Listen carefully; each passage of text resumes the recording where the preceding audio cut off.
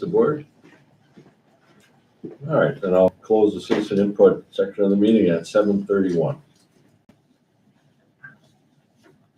All right, next is the superintendent's report. Thank you, Mr. Hawk, and I'm really excited that all the celebration we did last board meeting, this board meeting, we have even more celebration. And I look forward to just foreshadowing that when we get to our May 11th meeting, I'll have all the state qualifiers for our music for solo ensemble. They'll be here. I'll invite Anthony and Julia to make an announcement of next year's musical. And then at our May 28th meeting, or 25th, I'll invite the robotics, who will probably at that time be world champions, to come and share their experiences about that. So tonight we have 3 or 4 different recognitions. One is going to be for Mike Gonzalez, one is going to be for Kurt Wismer, Pat Colby, one's going to be for forensics, and then one is going to be for Mr. Pete Chisholm. So what we're going to do is we'll do this in the order where we'll do the forensics first, and thank you to Jana and Ashley. Are you guys there? Hey, all right, Jana. Yes, we're here. All right, so what I'm going to do is I'll turn it over to you, and then what I'll do is all of the students so all of you guys that are in forensics, please come up here. All students that were able to make it. So that way, if you guys just want to talk a little bit about your forensics and how they did, and then we can recognize, I'll read off the 7 that made it to state, and then we have, come on right over here in front of Mr. Gecker right here. So then here's the ones that made it to tonight. So I'll turn it over to Coach Wiegand and Coach Price of our forensics team.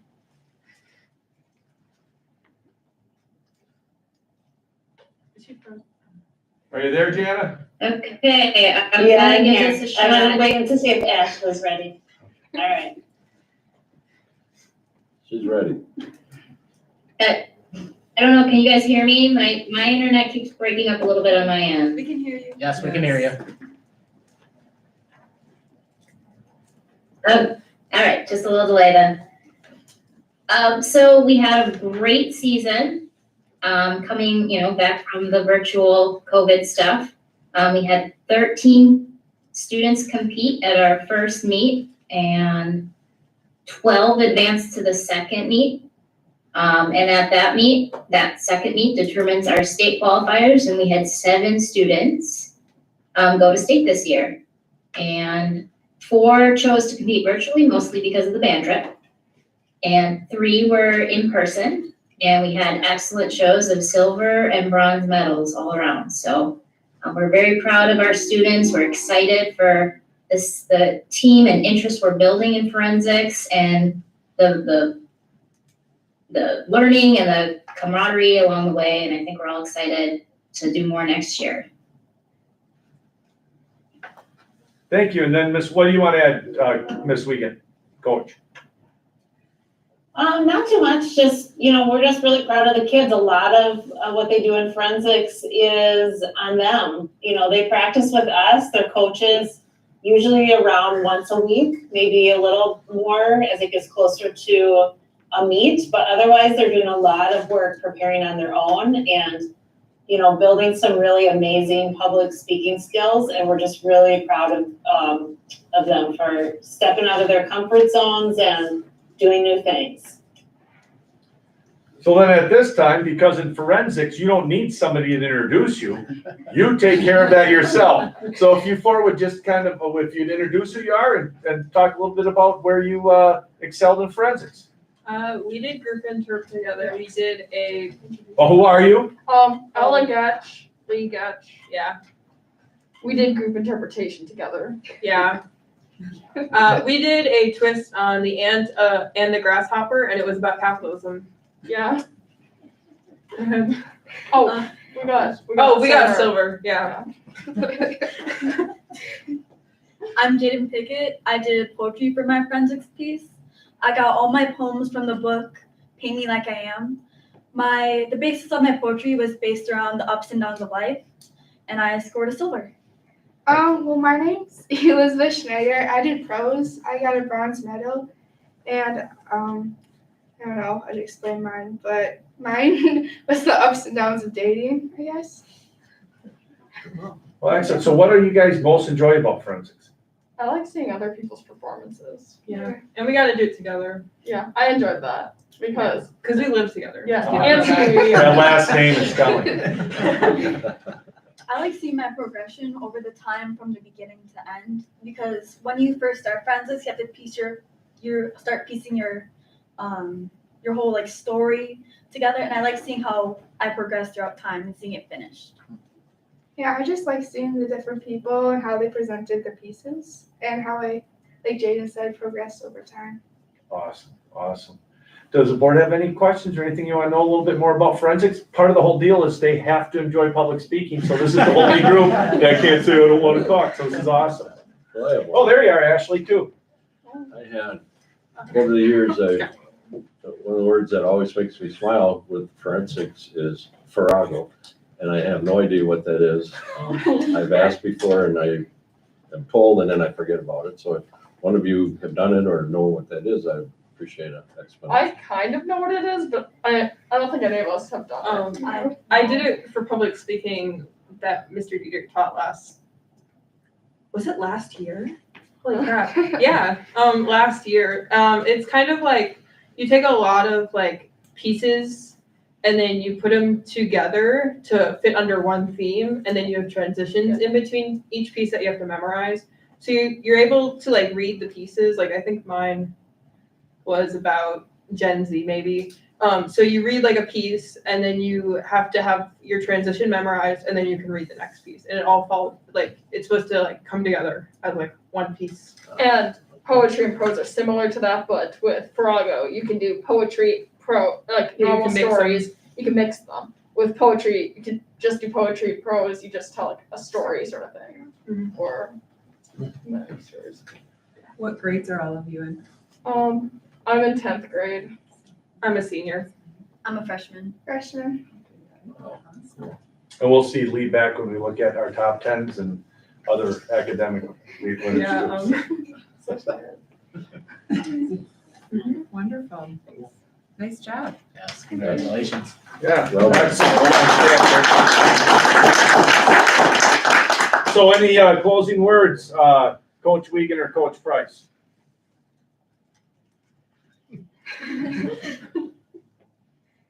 The picture says it all. Thank you guys very much. Appreciate it. Here you go. Smile. Excellent. Thank you guys very much. And thank you to the parents for coming out and family members. Thank you. And friends for supporting. Kids all know how to close. Awesome. And thank you, Ashley. Thank you, Jana. Appreciate it. Thank you, thanks for having us. All right. All right, so then the next one, Mike, are you there? Are you there, Mr. Gonzalez?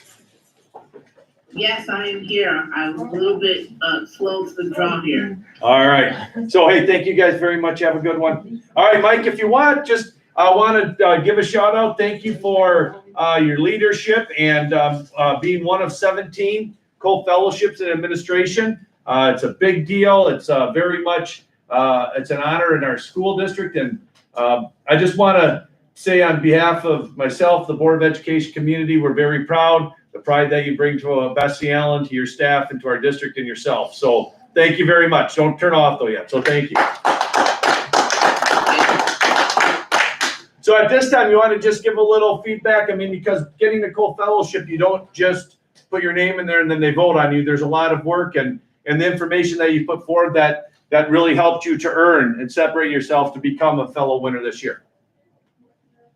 Well, it's all about the school, and I'd like to give a shout out to the students and the staff and the community at Ben's, because it's really a collective effort. You know, without the work that everyone puts in, our school wouldn't be growing and achieving great things. So it's not about me, it's about the school. So I'd like to give a shout out to Bessie Allen. We go through a lot every day. We, have, some challenges, but we strive to do the best that we can, and it's great to be positively acknowledged in the statewide award. So thank you, everyone. Thank you. And I thank the district leadership team, Mr. Sadoff, and the Board of Education as well for their support.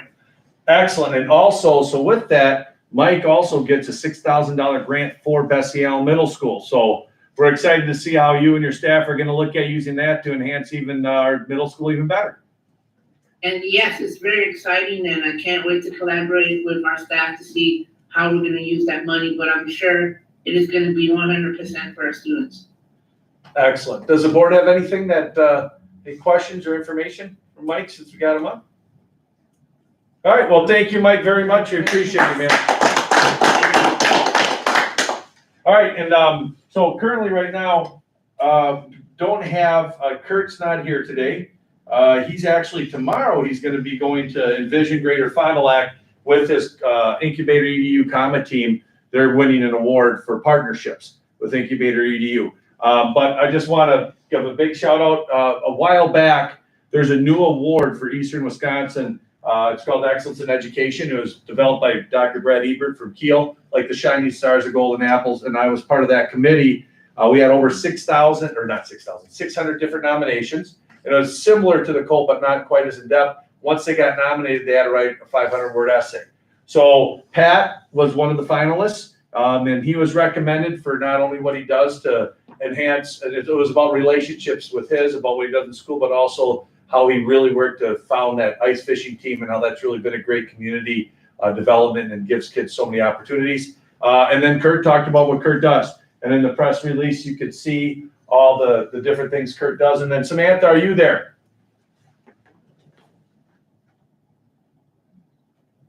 Yep, can you hear me? I'm just having a bad connection on my computer. Yep, and so Samantha, there's a reason that Kurt was nominated in the first part. A lot of it has to do with what Samantha did to get him nominated. So Samantha, you want to talk a little bit about Kurt and why you believe he was able to earn this award? Sure. You know, Kurt is just one of those educators that acts as a facilitator in the classroom. He really tries hard to put kids in leadership positions in his classroom.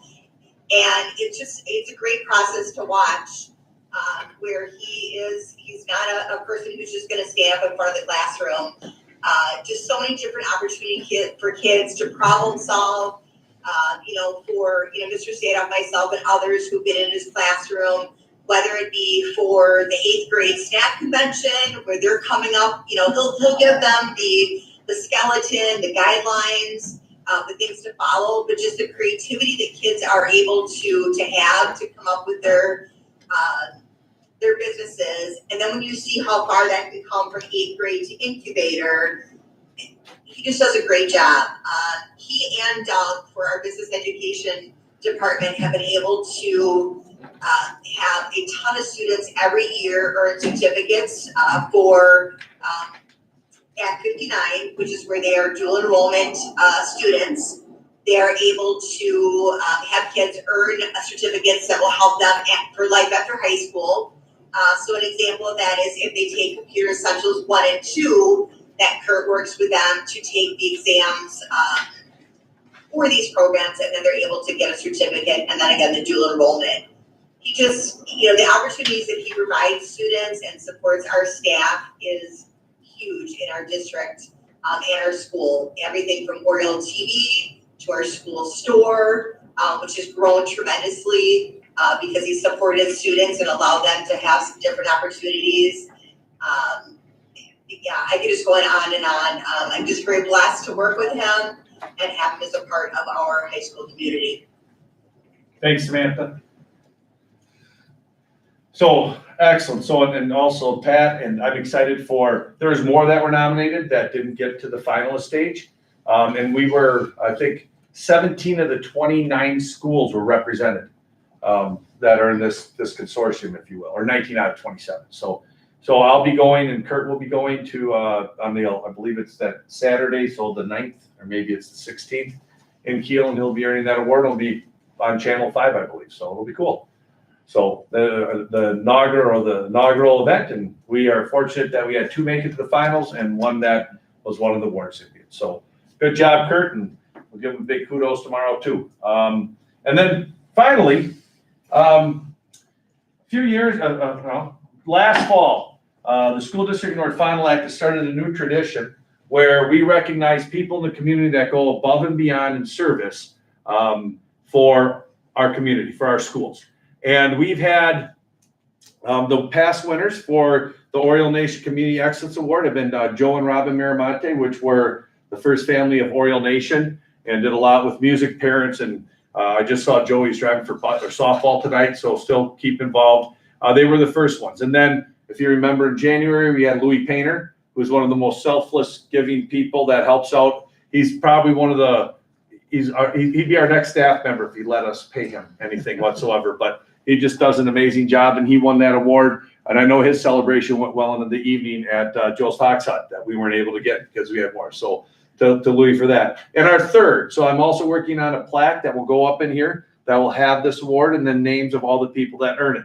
So at this time, Mr. Pete Chisholm, if you'd come up here, please. Appreciate that. Give a big round of applause for Pete. What happened to quiet departure without fanfare? Well, I'm not going to do it really loud, and I didn't invite all your family and everything here, which I was going to. So you got the happy medium. Okay. You can go home and share this with Linda. So, think about Pete, and it's not Peter on here because I never have called him Peter in my life, nor have I ever heard anybody else call him Peter. So There's only 3 people that do that. Your mom? My wife, when she's really angry. Excellent. So what I want to do is I'll read this award and then say a couple things about Pete, and then I'll give you the opportunity if you'd like to say some awards or some words, or if you guys have anything to say. So the Oriole Nation Community Excellence Award. This award is given to the community members that go above and beyond to make the School District North Fond du Lac better. Pete Chisholm, the School District North Fond du Lac honors you for your service for the past 9 years on the Board of Education, as well as your volunteering over the past 3 decades for Performing Arts Center, Oriole Nation Booster Club, Community Wrestling, and Music Parents Club, etc., etc. Your contributions and your positive can-do spirit have ensured that all of our students have an incredible experience inside and outside the classroom. Thank you for your service and your generosity. And the reality of it, Pete, if I listed everything you did, this plaque would probably be about all the way down the ground, or we'd have like 0.5 font.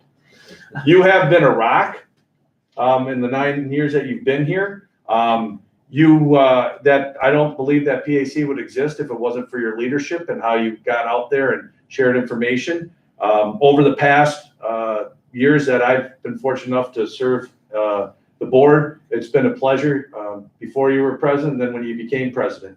You've served admirably as president, and I could tell you, and to the community, there wasn't a person that had his heart on his sleeve and cared more about this district than you. The amount of sleep that you got over the past year was absolutely not even close to what normal people should get. The amount of worry and concern and leadership that you have done went far and beyond. Not only as the superintendent that worked with you hand in hand through the past years, good and more difficult, I couldn't be prouder to call you a board member, a community member, and one of my really great friends. You are not going to be missed because you're not allowed to go away. You'll just be involved differently. So Pete, on behalf of the Oriole Nation, Board of Education, all the students that have no idea what a big deal you are, you're a huge deal, and we're better because of you. Congratulations.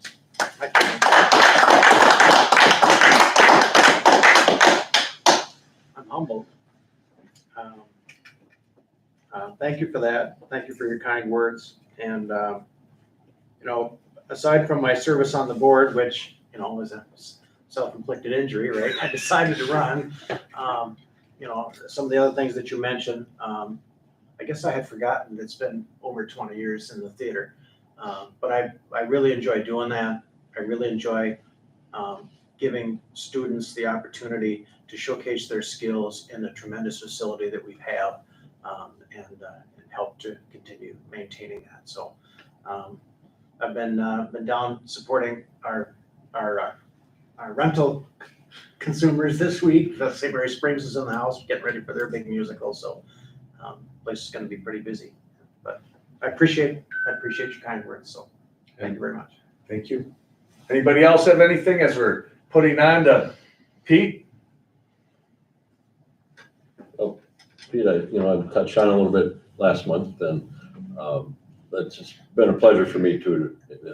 I always noticed whether it was in open session or when we had difficult things going on in closed session, that You always spoke for what you really believed, and what you really believed was what's best for the kids and the district as a whole, including taxpayers, of course. So I appreciate it. You were a good model for other board members that were coming in over the time that you've been on the board, and a great leader. So thank you.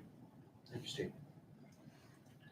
I guess I'd just say over the last couple of years, watching from a little bit of a distance, it's been an interesting time. And I thought your manner and your professionalism and how you dealt with everything, I thought helped set a tone to keep things even keeled. So I appreciated you doing that and watching your efforts in that. I had 7 months. And I'm telling you, I'm mad because you're leaving because of that, because I was a sponge. I just listened, Pete. And I can't tell you, just listening to how you led us is impressive. So thank you for your hospitality and welcoming Carrie and I when we joined, but also your leadership beyond those 7 months.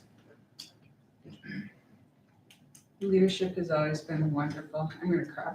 So I'm gonna miss you. I'm gonna miss, not that I like Steve sitting on my right side too, but yeah. You're I wish he always was here too. level-headed. You know, when I get a little out of control, you're always calm. I'll miss you. You did a wonderful job, and the district is better for you, for having you. Thank you very much. I just want to thank you for welcoming me to the board and for always being professional, always. That attitude really, something to learn from for me. Like John, just getting on the board, so I learned a lot from you, so thank you. Again, I'm humbled by your kind words, so thank you very much. All right, let me get a picture of you really quick. Nice. And one more time for Pete. So I have to do something halfway, all right? Excellent. And well, this isn't fanfare, this is friendfare. There's a difference. All right, so not only do we have a lot of excitement now and last week, but now coming up, we've got music we're going to be celebrating. We're going to be celebrating World Robotics. We're going to be celebrating the top 10. There's a lot of great things that are going on in this district. So really excited, and yeah, let's rock and roll and keep on going. So next one, updates on facilities, operation focus group, and survey discussion. I'll just really briefly, we touched on that. I've got some work to go. We're getting there. I think edit 14 is going to be it. The survey will be going out as a timeline next week or the week after, and it's going to be going to all of our zip codes. And remember, there's some saturation, so some in Rosendale, Brandon, some in Fond du Lac, they'll get them because we can't just self-select the homes that are in our district. We have to select the whole route. So that'll be going out once the survey gets done. So the people on the committee, what I will do is I will make these edits. I'll get them to Bill, talk with him, and then hopefully by Thursday-ish, we'll get it all finalized, get the thumbs up, and then we'll get it out, and we'll do some pre-things for people to look for. It'll go out to all of our staff. It'll go out to all of our community, and it'll be exciting. So we'll see what the community thinks as we've been working since January, or probably even before that, on what the next phases are in order to best serve our kids and continue to make our school one of the best around. So any comments or information on that service or focus group? All right, thank you. And it's always a pleasure having Melanie Cowling here, get her back in the building for things. So it was great having her here as part of the community. So next, school department updates, including budget updates. So this time, what we'll do is we'll go around the horn. We will start with departments at this time. So I'll start with Chris, if you're here. I've got the board report, which you guys had. Share a little more if you guys have any questions. And then we'll go around to the schools. We'll start at, well, it'll be fun. We'll start at elementary and move up. So Treffer Way, elementary and move up. So Chris, moving forward, I know Adam was at he put his report in, he was at a meet for his daughter, so I don't know if we were able to get him back yet, but he can answer questions. He said if you have any questions from his report. So Chris, we'll start with you. Good evening, everybody, and I'd like to welcome our new board members to the board. I have a few thank yous I'd like to start with, and the first is to Elena Thompson. She is one of our special education teachers at Friendship, and she led a fundraiser for Autism Acceptance Month. And she led the team, and they raised $1,238. So we appreciate that. That money is going to be used for purchases for sensory items, special adaptive equipment for students with autism. I'd also like to thank all of our special education teachers and staff who have supported our state testing accommodations, and to Judy McHugh for supporting our students who attend the alternative schools and require special testing. And finally, I'd like to thank Jana Wiegand again. I entered this or submitted this in the report. We had DVR come and meet with our parents last week, and they came actually 2 times this year. We learned a lot from them. So just want to thank Jana again for organizing that event. We learned that students who participate in 2 employed positions in high school are 5 times more likely to be employed as adults. So I thought that was kind of an interesting fact that I wanted to share. And then finally, I'm working with the high school and middle school principals on filling the vacancies for special education that we anticipate for next year. We have 2 interview dates scheduled on the calendar for the 6th grade special ed teacher position, and then also for our 3 high school special education teacher vacancies. So that's all I have. Thank you. Thanks, Chris. Anybody have any questions of Chris? All right, thanks, Chris. All right, so then we'll move on to Tiffany. Oh, no, Tiffany couldn't come either. She was finishing up a class. She has her report, so if you have any questions from Tiffany, let her know. So that will bring us then to Carrie Jo and Lauren. Carrie Jo. Hello. All right, so thank you. Tonight, I wanted to give a few updates in addition to what's already in the board report. Just a current update on our forward exam progress. So the Wisconsin forward exam for grades 3 through 5 is complete with the exception of 1 student and 1 module for that student. She is a student who is at one of our alternative facilities. So Judy McHugh has been traveling to test her, and she has 1 module left. But other than that, all of our other students have completed testing, and we had very few students opt out of the forward exam this year, which is fantastic. So our kids did a great job. Our teachers did an awesome job getting everyone taken care of. And I am really proud of the staff for getting that done ahead of time. We also, I know we celebrated earlier. I just wanted to give a shout out to Mike Gonzalez again, too, principal to principal, and also building leader to building leader. It's really great for him and Team BAMS to receive that recognition, and it means a lot to all of the rest of us too as administrators. It's a great accomplishment. And then I wanted to share the data as far as Lexia and some of the other data points. Even at the time of writing the report, we had, I think it was less than a week ago, we've already jumped up a few more percentage points. So we're currently sitting at 69% of our students at FLC that are working within or above grade level material. And my academic team just spent our Friday triangulating our winter data. We'll be getting our spring data soon.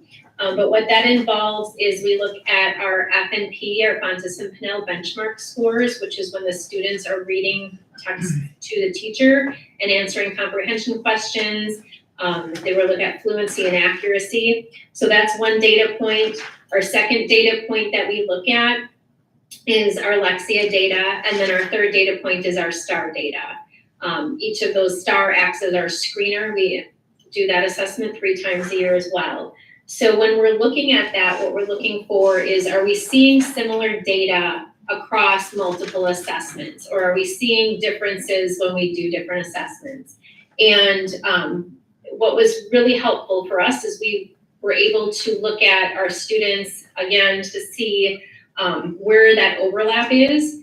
And the good news for us is we are bringing down that number of students who would really be needing that intensive intervention.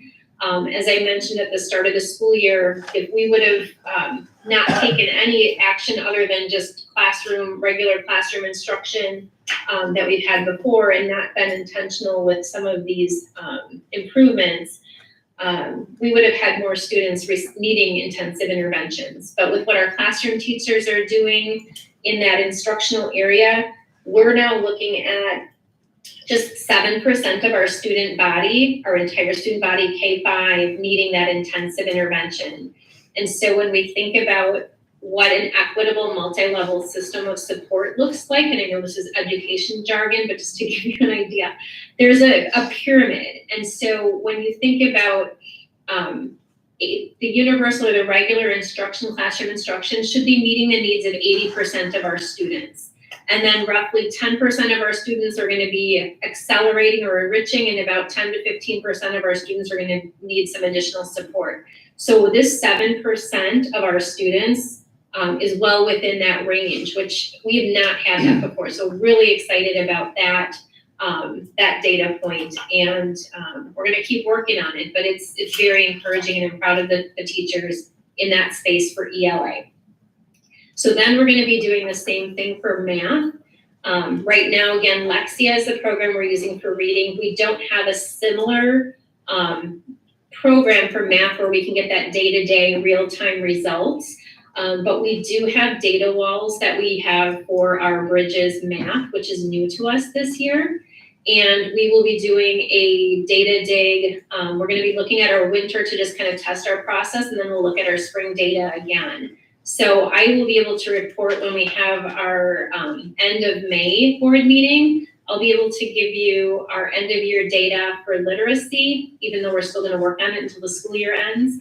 And I can plan to bring you some additional information about our math data then as well. But really, really good stuff. So excited about that. Do you want me to go through any of the data I see my report is up there. Do you want me to go through any of that data or just answer any questions that you might have? I support what questions you have of Carrie Jo. I've got a couple. Right. On the Lexia, how long have you guys had that in place?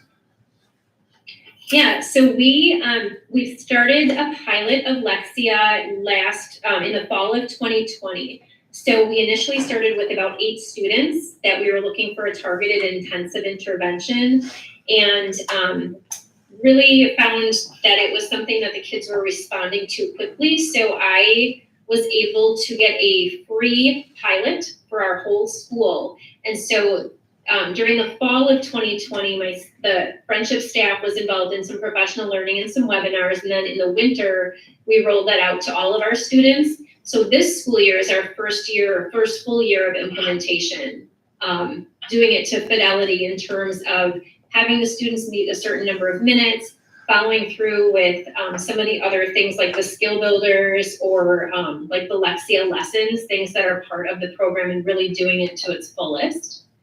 And yeah, just thinking about, another thing that when we're thinking about our data, I guess I wanted to highlight is, because I forget, I don't know if it's a mental block or not, but for us at Friendship, the 2020-2021 school year, we had 20% of our student body in Oriole Academy for the entire year. They were virtual for the full year.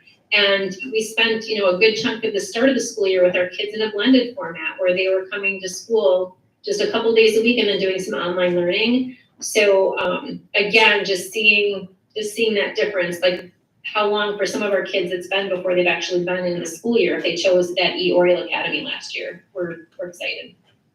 So you haven't really had it long enough to see how it correlates to results on the state test yet, I assume, right? Right, so with this state test, we won't get, the kids that are finishing the forward exam this term, this year, we're not gonna see that data until late fall of the next school year. But if I look back at our forward exam results from last year, just to kind of, just to see like, did the results from last year, how do they compare to Lexia this year? We had on the forward exam last year, we had 77% of our third, fourth, and fifth graders scoring at basic or below basic on the forward exam. And again, when you think about like our collective student body, where we came into the school year using Lexia as that bench point, that's where again, we had, 83% of our students that were in that below grade level range. So pretty similar. Again, I think this is another one where I'm curious to see how that's going to translate for our, for our data in the next year. Right. And then on the data on the 69% that you're up to at or above grade level, it's a little skewed because the kindergarten and first grades are extremely high, doing really well compared to second through fifth grade. Just wondered if you guys have had any discussions or pinpointed any reasons why the second to fifth grade seem to be lagging the kindergarten or first grade. Yeah, that's a really great question. Just looking at like kind of the percentage of like where everyone started the year. We did have, to your point, kindergarten, first grade, second grade. I mean, they all started out with a significant number of students that were not at grade level. And the gap definitely for kindergarten and that first grade, they've definitely shown a lot of that growth. There's a couple of factors. One is that kindergarten and first grade, that literacy, that learning to read, is that kindergarten, first grade, second grade range. And then third, fourth, and fifth is when students pivot to reading to learn. So there's that expected rate of growth is expected at those K1-2 grades to happen sooner.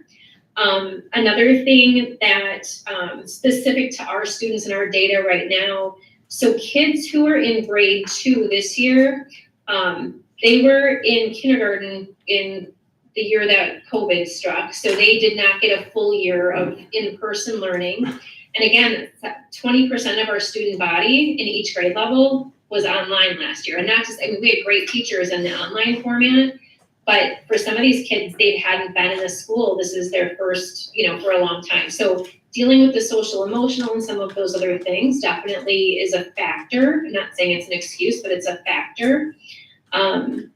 And then just thinking about kind of where each of our other kids were in those upper grade levels. Another thing that I would point out is that we did not implement a formal phonics instruction until the 2019-2020 school year. That's when, again, good old COVID comes rearing its head in March. And so our students that are in grades 2 through 5, would not have had necessarily that formal phonics instruction or that exposure to some of the science of reading instruction that we're having right now. So I think there's a lot of factors that are benefiting our younger learners that, again, you're seeing maybe some of those gaps in 2 through 5. But the efforts that our teachers are making, I don't want to shortchange them in the upper grade levels because they're all doing an amazing job. Thanks. It's just harder to close those gaps when you're working with the gap just gets wider as the kids get older, and that's why we're working really hard to close it before they get to Betsy Allen. Thank you. Yeah, great question. Anybody else? All right, Carrie Jo, you have anything else? Otherwise, Lauren, you want to give an update on E3 and summer school? Sure. So at this point, our summer school registration ended on April 22nd, and we have 189 students enrolled for summer school this summer, which is great. E3, we have 161 kids still enrolled in the program, and I just got an email today about 2 kids starting tomorrow, potentially. So again, we continue to grow even up to the last minute. We are still waiting to find out if we are going to be recipients of the grant, so hopefully sometime this week or next week. That would be for next school year. Excellent. Well, thank you guys very much. Appreciate it. Good looking out. Have a good evening, and then we'll talk tomorrow. Michael, it's up to you again.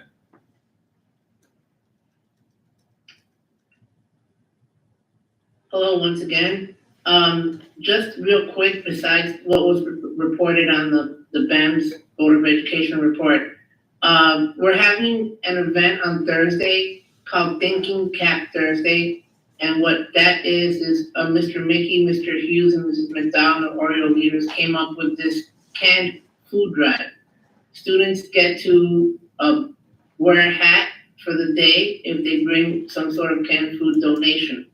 The ultimate goal is to can the principal, and no, it's not firing me or letting me go. It's actually filling my office entirely with cans, with donations. So hopefully we can get that going on Thursday. That's just one of the many different creative ways that we're thinking of trying to do to improve our, community service and to get back into the groove, post-pandemic and just giving back and donating stuff and time and energies to our community. We are reviewing our data, academic data on the 27th with Mr. Broden and our grade level teams. So I hope by the next board meeting, which is coming up shortly, that I can share some of that data and some insights as well. For an exam, we have about 10 students that need to make up the test. The deadline's this Friday. I'm gonna personally moderate those tests or, make sure that those students take those tests in the next 3 days and get that done. I will be visiting the 5th graders on May the 4th as part of our 5th grade to 6th grade transition activities. I'll be visiting them at FLC during their lunch so that they can get to know me a little bit better. And then on the 6th, that same week, the 5th graders are gonna tour BAMS, and we're gonna have presentation on who the 6th grade teachers are, and of which I'm gonna be one of the 6th grade teachers next year because I'm teaching an exploratory class called Welcome to Middle School. So from a principal's perspective, I'm gonna get to teach the students some skills and some, give them some advice on how they can successfully navigate middle school. So that's gonna happen on May the 6th, where the 5th graders come to BAMS. And then we have our honors assembly on the 16th of May, of the first live one in 2 years. So I'm very excited and looking forward to that live and in person. And then Mr. Spohr is going to have a Genius Hour, which I highly recommend attending because it's one of the most creative things I've ever seen, where students get to choose a project and a topic and then they do a presentation on it. And that's gonna take place an hour before the honors assembly, the same day on the 16th. So a lot of good events happening. One thing to celebrate was we had 18 students in 7th and 8th grade compete at the UW Oshkosh math competition this past Thursday. It was cool to see a busload of students go into an academic competition. I'm not certain how well they did. I will get the reports from Mr. Smith, and I want to give him a shout out for driving the bus and taking the kids and organizing that, and Mr. Whitaker as well, who also chaperoned the event. A cool thing about this event was that UW Oshkosh provided campus tours, and I believe that for many of the students that went to this event, it was their first time on a college campus. So we would like to give those opportunities for students to do things that they've never done before. I want to give a shout out to the robotics teams from the middle school that are going to be representing us at Dallas, Texas for the World Competition. 1021M, the Reapers, and 1021Z, BAMS Robotics. And I think they have a fundraiser on GoFundMe. Don't know the exact link. I can share with people that are interested in donating to their cause. And then we have the jazz band Chili Supper. The high school and the middle school jazz bands are performing on the 27th, which is this Wednesday at 6 p.m. at the high school commons. And one more data piece. 63% of our students do not have any referrals, whether they're majors and minors, and around 80% of our students have no majors, which is online with PBIS and RTI. So that's all that I have. And are there any questions or comments at this time?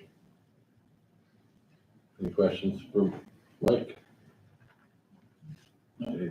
Thank you, Mike. Aaron stepped out for a second, so next we'll go to Samantha at the high school. Hi, everyone. So just in addition to board report, just wanted to share, I just looked up for our student council elections. So our new student council president for next year will be Aiden Fowler. So you've seen Aiden before as part of our incubator program and very involved in our school.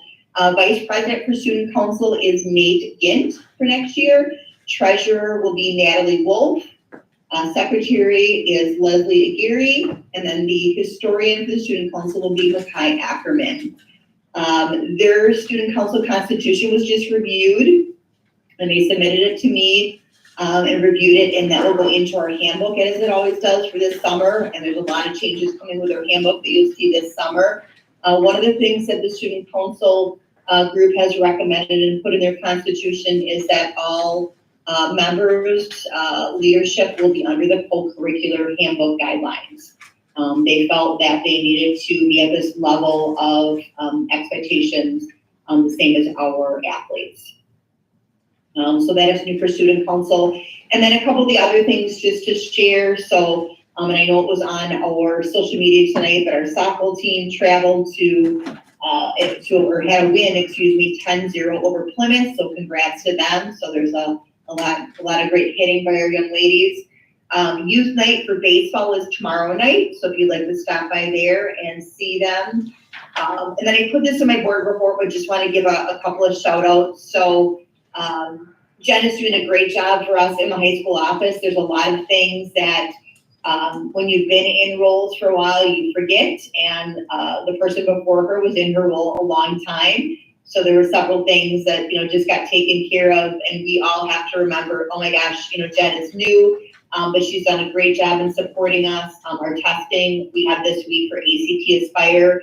So she's done a lot of work with me behind the scenes of the rostering, getting it into ACT Aspire, printing the tickets, and getting kids ready. I tested 2 more kids completing forward. So I know there's a couple of kids working with Judy who are completing forward testing this week. And then we have 2 students that unfortunately have been absent quite a lot that we'll do our best to get them tested. But ACT Aspire, we are running a block schedule for students for tomorrow and Wednesday because of the time allotment that is required for those assessments. So just a shout out to Jen and all the things that she's done to support that. Put in there as well for those of you who haven't seen Project Grill, if you have a chance on May 6th to take a drive out to festival and just see, or if you don't have time and you want to come in and stop in at the high school, just the kids, they gave a presentation the other day to the businesses and their partnership. They do just such a great job in not only presenting, but all the things that they had to problem solve and put together for this grill. It's just amazing. And I think the coolest part of it is that because our grills tend to be big, they tend to be heavy. That they made sure that this grill is about 10 or 11 pieces, but it comes apart for easy transport. But just, again, just really encourage you if you have a moment to stop by and see that. We just have so many events going on right now. I put a few in there for you to see, but these are the crazy months. We are really close to hitting the magic button, as we call it, in our master schedule. It's a huge puzzle. Jill Gable and Jenny Stahl do a great work together, and Jill's taking it home and trying to problem solve many nights to get as many conflicts eliminated from our schedule for kids to be able to take every class that they want. We have a lot of what's called singletons, so it truly is a huge puzzle of what class can go in what hour, along with shared staff and classes that can only be taught certain hours, and the list goes on. But we're just about ready to hit that magic button and then start working with kids and looking at their schedules and conflicts.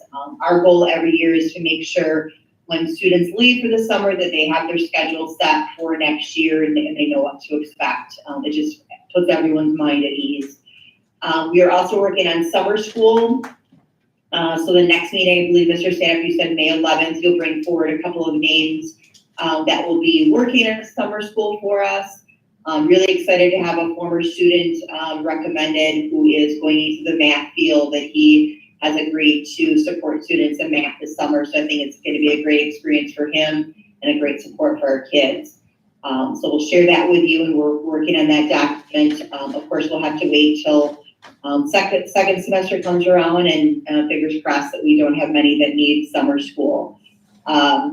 As new board members, I invite all of you to attend our graduation. So we will have our graduation this year in the gym. I did a survey of all of our students, and it was really split. So with that being said, we felt it was best to remain in the gym where we have done in the past. So if you are able to attend, and Steve, you can share more in person as far as how it goes, but it's just a great day for kids. We arrive, for board members, you would arrive approximately 12:30 to 12:45, get you situated with a flower, and go through our graduation. So it's nice to see everyone there. But that is at 1 p.m. on Sunday, June 5th. So if you are able to attend, please let me know, and we'll make sure that chairs are placed and flowers are ordered for you for that event. So that's a little bit of information tonight. We have our May 13th in-service coming up, and that's when we will do our review. We're waiting still on a couple of special ed scores from the ACT. Otherwise, students have their scores back, and then we are going through them to kind of see where things landed with all of our students. Excellent, thanks. And so we didn't come to the board because this past year was a special thing outside. So since it was split and there wasn't a big thing, just figured that we'd just go back to the status quo without. I mean, it was nice out there, but from a weather standpoint, from a moving around and organizational standpoint, there's just really no issue. It went well, but I agree with Samantha. If there isn't that big push, then I think it's good. Samantha? Yeah, and I think students appreciate it. You know, I definitely have some strong voices who would like it outside, but the majority vote's just not there. So I will probably continue to make sure that I get student voice every year. But again, it just made sense this year. It literally was 30 people that said, yes, we want it in the gym, 30 people that want it outside. There were 4 people that said, don't care. 2 people said, I'm not sure if I'm gonna participate, and then others did not vote. So felt like everybody had a chance. I reminded them 3 or 4 times, so I felt like they were heard. And if there isn't a big push of the student voice, I agree with Samantha, it's just easier inside. As far, I mean, we even moved it up, 2 hours this year because of the weather, then it was heat, so. There you go, Dave.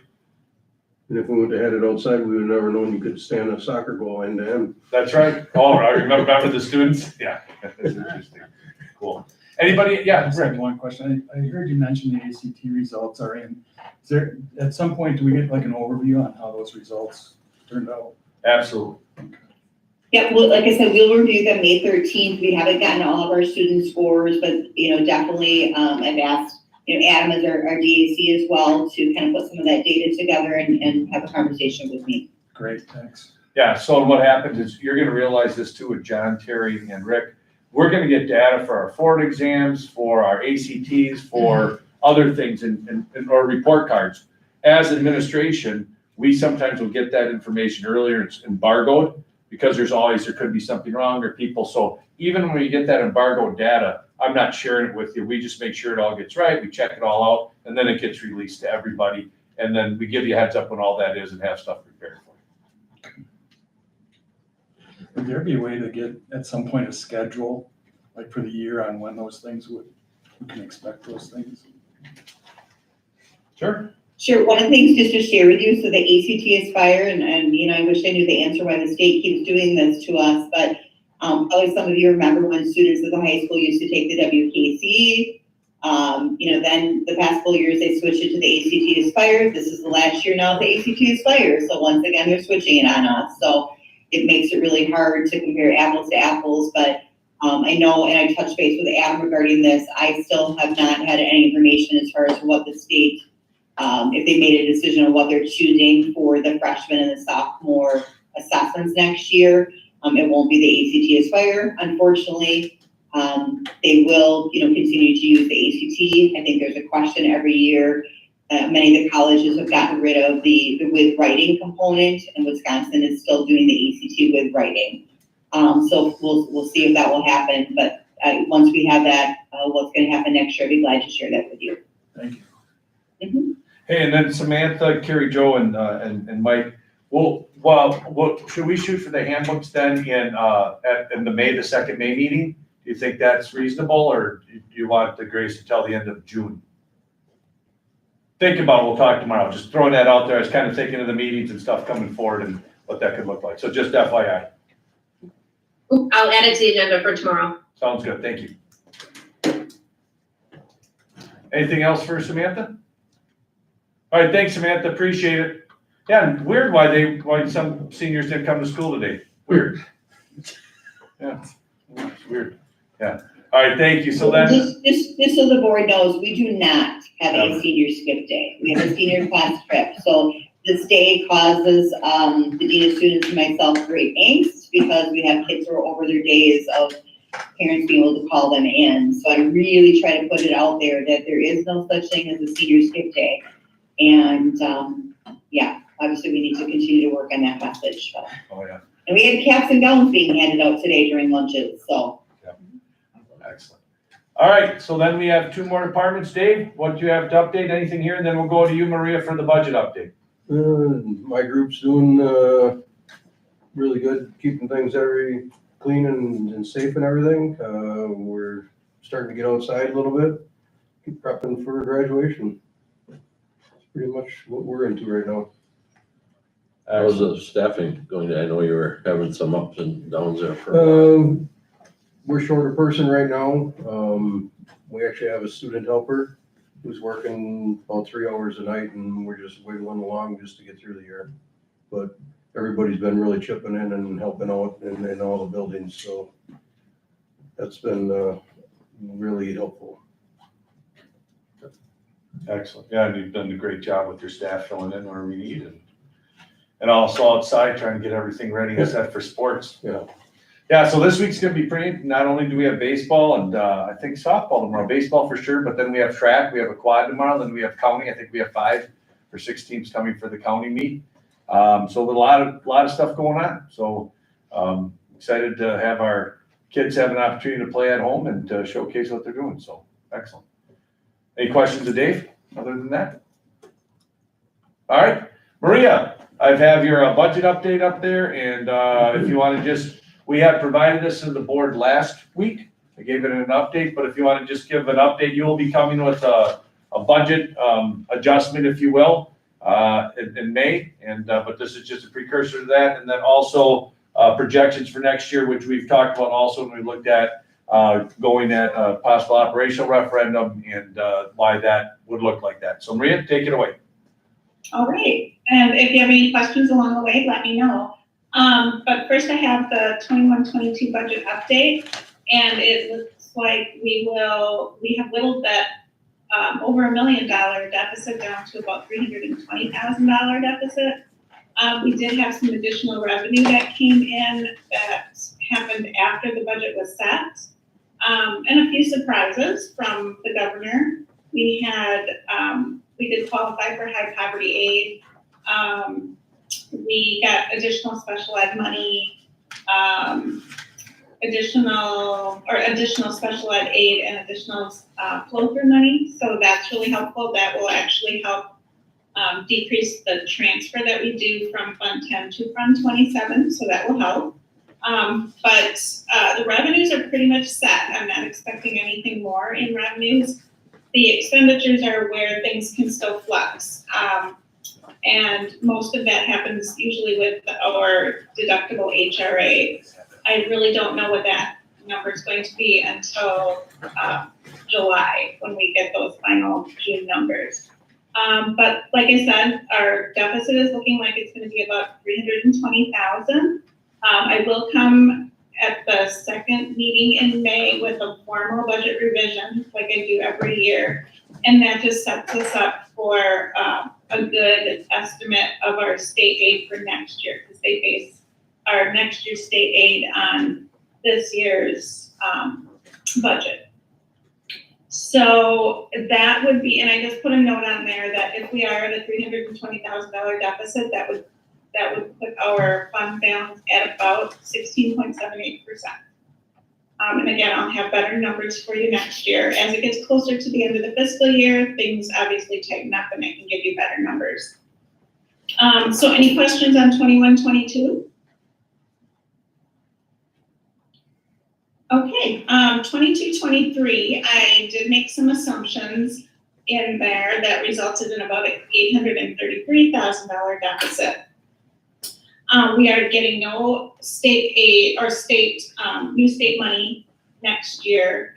We are still kind of living off of the ESSER funds. We will use half of our ESSER 3 money in 21-22, and then the other $500,000 in 22-23. However, we're using that on our interventionists and a lot of new curriculum. So it's very, very tight next year because we don't have that new money to use for increases in salaries, increases in benefits. But some of the assumptions that I made were increase in health insurance premiums of about 10%.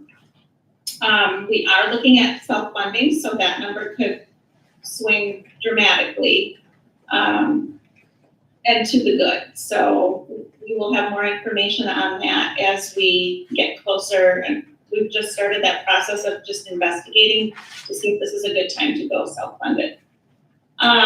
We do know Johnson Bus did tell us we'll have a 6% increase in transportation next year, so that's built into the budget. I built in about a 3% increase in purchase services. So our Aramark, any vendors that Dave uses for HVAC or any maintenance, custodial services, I added 3% to that. I've increased our utility budget for the first time this year. We are actually going to be over budget in utilities. So I budgeted a little more for next year. I'm assuming flat enrollment, and I'm assuming that the high poverty aid will be continued next year. And then finally, the big number that I know Erin will be talking with you about tonight is salary increases. And that is, in a nutshell, that will be over $400,000 if it's approved as is. And those salary increases range from 3% to 4.7%. The overall salary increases would be about 4.2% district-wide. And the CPI for the bargaining CPI for this next bargaining year, we don't have a bargaining unit, but if we did, we would be using 4.7. So there, we've looked at, Erin and I both looked at comparables, and he has all of that information that he can share with you. So other districts in our area and what they are doing.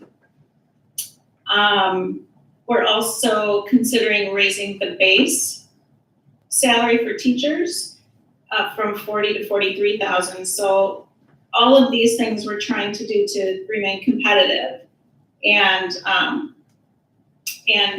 you know, our teachers deserve it. So we're trying to do as much as we can, as well as our support staff. So we're trying to do as much as we can within our means. And again, Erin will have more information, more detailed information for you.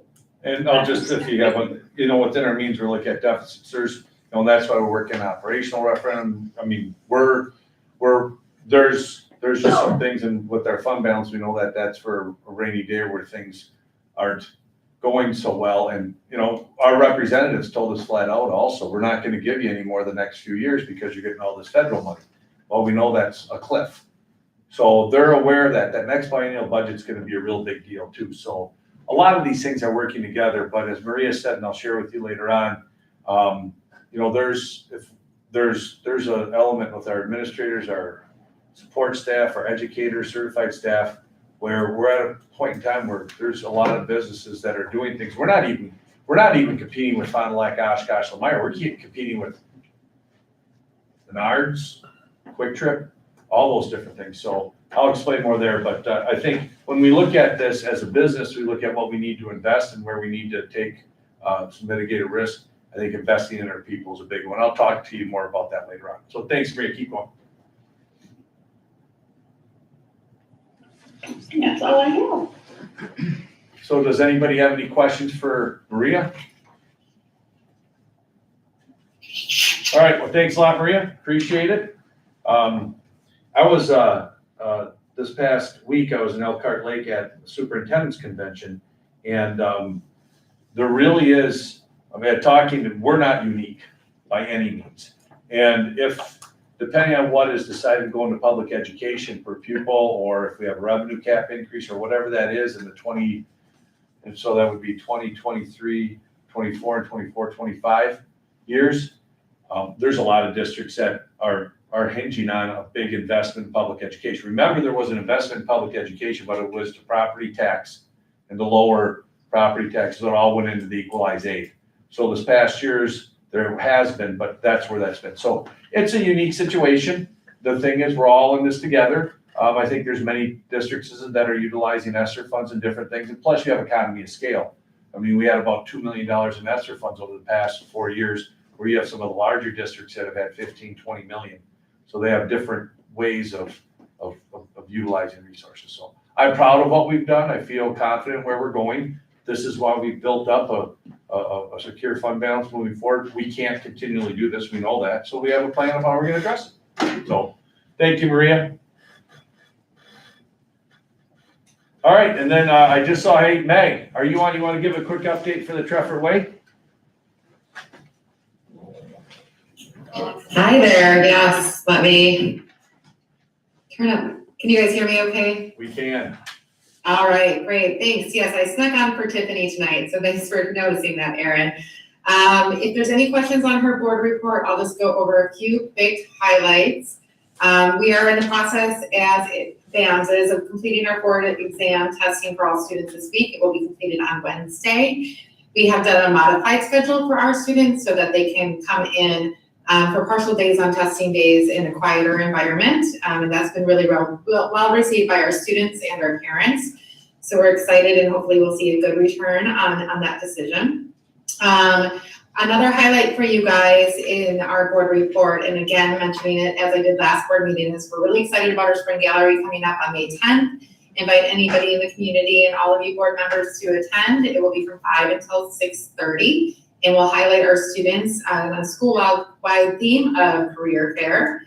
And another exciting event for Autism Acceptance Month, as well as our Fun Friday. On April 29th, we will have Grant Manier come and explore his passion with our students. He's an autistic savant in the area of eco art. And so he will be helping our students create individual art pieces based on his work and his passion to just show our students how strength and interest-based learning can lead you to great places. And then lastly, we have our Earth Day celebration was postponed from Friday. So you may see our students out in the community tomorrow giving back to the village of North Lilac and picking up some trash and cleaning up our roads. So if you see them out there, give them a wave. And lastly, our Trefford Way families will be having our Trefford Approach Plan meetings as we wrap up our school year to go over all of our student progress. And Tiffany can definitely share much more specifics on that next month in the great work that they've been doing over at our school. Any questions? I can try to answer in Tiffany's place, or I can pass on questions to her. Thank you, Meg. Anything? Thank you for the time, guys. All right, excellent. And then Adam, if you want, we just, Adam got back. So Adam, if you want to, we were just going around and you can give an update on the teaching and learning report that you had. Sure. Probably just only thing I'll mention is just starting to reach out to some parents and putting together just a parent group that will help just be informed some of the things that we have going on with teaching and learning, and be a sounding board for some things, and then just give input or feedback at times as needed. So I'm excited about that. The parents have contacted already, are pretty excited about that, and looking forward to having that kind of more of that formal stakeholder group as we make decisions around academics. So any questions for me though otherwise?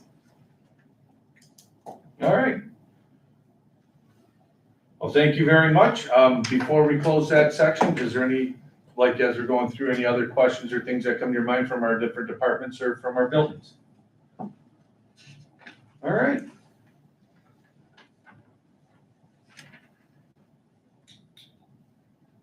All right, so let's continue to move on. So the next step, or the next part is I want to talk really quickly, because you're going to be hearing something called form fire, okay?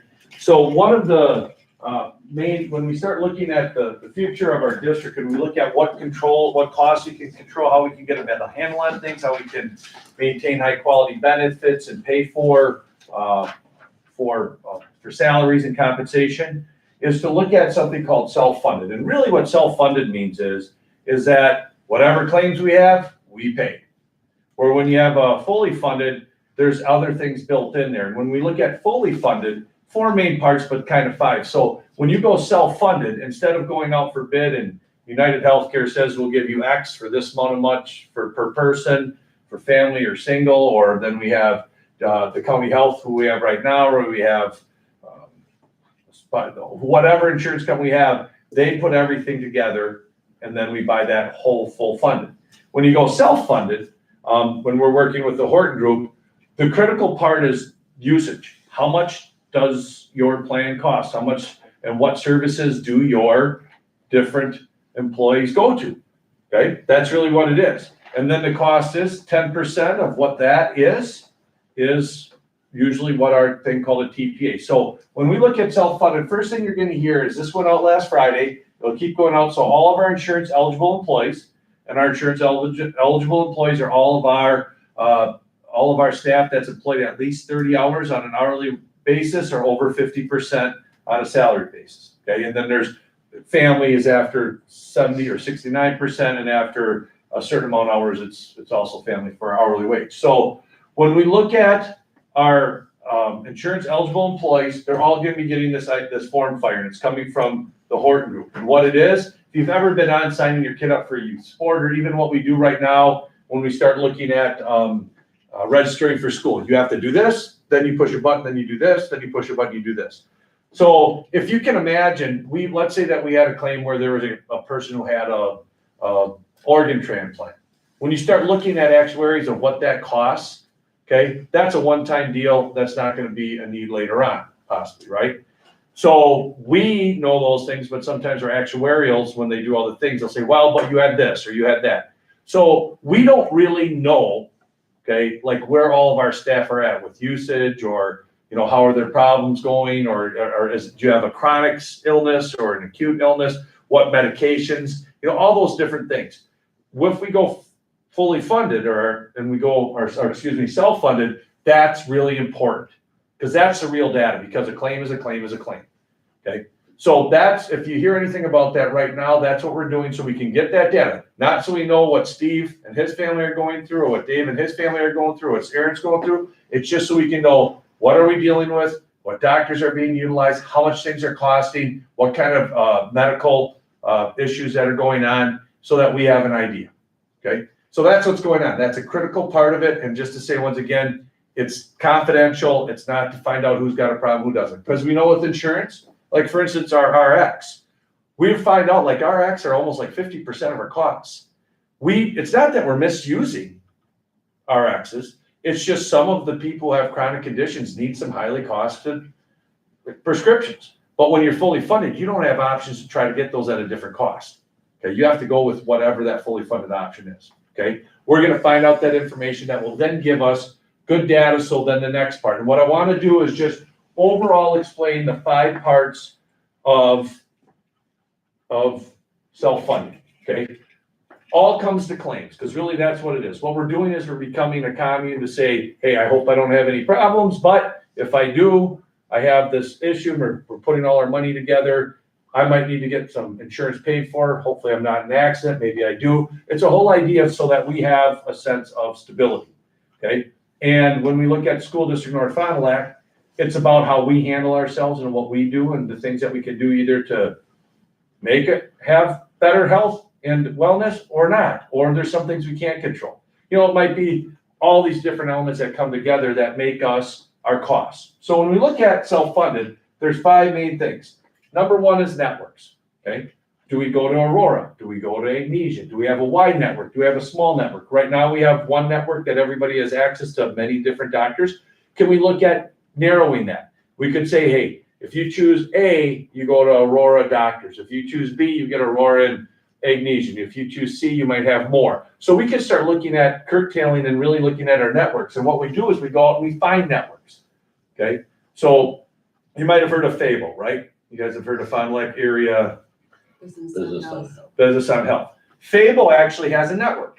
Okay, so when we go self-funded and we go out on an RFP, a request for proposal, Fable has a network, which is an organization of doctors and clinics and opportunities where there's discounts and there's price assurances. So we would go out and find and look for different networks. Okay, that's one, and that's a big deal. And then depending on what you get and what the width is, how that works, and they have costs or cost savings. Another one is our RX. Once we find out all the different prescriptions that we have, right, we could, I mean, there's many different ways. You can look at discounts, you can look at coupons, you can look at even, there's different mechanisms where you can buy the medicine from a foreign country and then they come in. So there's a lot of different options specifically with expensive, specific need drugs where we are, what we're looking at here, we could save 25 to 50% on our RX just by being able to have these different conversations and work with employees to get a better cost, not only for the district, but also for them, okay? Then another one is stop loss. So you figure sometimes somebody might have $1 million claims. You get in a bad accident, there could be some medical condition, a transplant, right? So the stop loss, this is the cost. This is really the cost. And when we look at stop loss, we look at two things, per individual, okay? And then per month, if you will. So when we get stop loss, the reality of it is that if we have that on $50,000 per individual, $60,000, anything above that, the stop loss insurance carrier will pay. That's where we start, where this is a big deal and where we start to negotiate where we want that stop loss and what it costs, okay? So in essence, when you're self-funded, you know worst case scenario. We will know worst case scenario if we go self-funded because of what we set the stop loss on. This is where we save money. This is where we cost money. This is where we have to find out what that sweet spot is for where we set that level of stop loss. Currently, I believe ours is $70,000 in United Health, or not United, County Health, GHT, okay? This right here is probably the most critical of all of it because the reality of it is we're hiring somebody to mitigate our risk and paying them that if we have a difficult or a year or somebody has high needs, that they're collectively, there's co-ops, there's collectives. So they also work with other schools or other companies that can do that. So you have your stop loss, which is how we can manage what our maximum claims are. If we have a lot of claims, this has to be set at a higher and they're going to charge us differently for that. So this is where one of the biggest decisions is made is when do we say we want to cut it off and then we go out to find out, well, how much would you charge us for that, okay? Then this part right here is called the third party administrator. So when you get a card, United is actually one of those. So when you get a card, okay, that card, so as an employee, you'd have a United card, a GH, whatever that card is, and that card has all of our plan on it. So you would go just like, it wouldn't say the school district North Fond du Lac self-funded medical plan. It would be whoever we hire as our third party administrator. And then with that, there's different options. What's it look like? How does it work? What's the card do? All those things. Plus, the beautiful thing too here, when we look at claims, right now we have a high deductible, $4,000, $2,000, but we charge our family plans $600 and our individual plans $300. And then we have an HRA or health reimbursement, which then pays those differences. The key part is that medical billing is a wreck, and you can't count on medical billing. The HRA will cover those backfights, but we have, I mean, I can't tell you how many times I've heard of people waiting to go to claims because you pay over, you don't get that money back, so you got to figure out what that all looks like. This would eliminate all of that. We wouldn't need that HRA because our deductible is our deductible, so that's an upside. But this TPA is somebody that helps, that would be the face of the plan. And whatever that plan's design is, they administer it. Then if there's a problem or an issue, the Horton Group does that. We don't. So it's not like Aaron Sadoff saying we're gonna allow that charge and not that charge, okay? And then the last part is wellness. This can look in many different ways. We're working on this currently. This could look at reimbursements for going to having a Y membership. This can look at if you do different plans, if you participate in different challenges, maybe you get a deduction in your premium. Many different things. And the Horton Group helps us with this, but there's apps, there's different things that we haven't invested in just because they haven't been cost effective when we've been fully insured, okay? Matter of fact, with wellness, there's been I remember, when we were on WA Trust, there was a plan for lower back pain that you could sign up to do these different things. And if you're on that, the idea was your back would get better. You might not need as much, no offense, chiropractic experience or whatever. Also, there was one for diabetics where they actually sent you a machine and you could check that all the time, upload that. And that would help you monitor your AC1 or your blood sugar level. So those are all different wellness, as well as, you know, water drinking challenges and walking challenges. So when we look at self-funded, the experience of the staff is actually, I mean, it'd be like moving to a different company and your car looks different, okay? And depending on what programs we have, our goal will be to maintain high quality healthcare, maintain networks for our people, maybe look at some variation and change and an opportunity and choice. And then the other big thing is looking at all this, once we get all the data, finding out what we can do to get these other prices in line. So the goal for us to go self-funded is to really find out what our needs are and then be smart about where we set our stop loss and what that looks like. And then how we also then look at our RX and how we can look at being targeted on helping not have people not get their medicine, but how can we get it less expensive? Because it's a racket in the RX world with different hands and different things. It's amazing how much things cost. You've probably seen online, put on an app and you look at a coupon. Matter of fact, I went to Target one time to get some medication. It was cheaper for me to get it off of our plan with a coupon than to pay for it on our plan. I mean, it's nuts how the whole medical thing goes. But right now we don't have any control or work on that. So as we talk about self-funded, this is one of the strategies that we look at, getting our budget more balanced to keep providing these great experiences, but starting to get control and working. When we go self-funded or when we go fully funded, we can do a little bit of the wellness, but we don't control any of this. When we're self-funded, we get to control and design our plan and how it works in order to best serve us. So, and the reason I put 10%, you can think about if our premiums are $2 million, normally the third-party administrator is about 10% of that, so it'd be $200,000 for the third-party administrator who does all the claim filings and all that kind of stuff. So I just wanted to kind of give you an overall 10,000 foot view of what self-funded looks like. And as our staff too is going to hear more and more about this, we're not trying to take any benefit away. We're not trying to do anything to make our benefit. Matter of fact, we want to benefit really good, if not better, because that's a critical part of attracting and retaining high quality staff. It's just right now, we're going to roll up our sleeves and say we can do better. And we have the Horton Group to help us out. Maria, are you still there? Yes, I am. So did I hit it pretty good, or do you have anything you want to add? No, you did a great job. Thanks. I love this stuff, by the way. This is really exciting when you start learning about what we can do, because we've always heard, well, you don't want to do self-funding, you're not big enough. And then you start realizing, well, a claim's a claim's a claim. And if we have the ability, we have the capacity, and what the Horton Group does for us is it gives us that capacity, because we have professional consultants that can help us to design these things. We're not walking through the woods, trying to figure things out. Maria, what input do you have? Anything else? Just that we're ready for it. We're self-funded with our dental already, so we've got a little taste of that as far as the administration goes in our office. It'll be a little bit of getting used to, but we're ready. We're more than willing. But as I talk with more and more districts of all different sizes, some are already there at self-funding and some are definitely looking at it. It's really the only, I think every trick up our sleeves has been used, and so this is one of the last ones to be able to control our costs.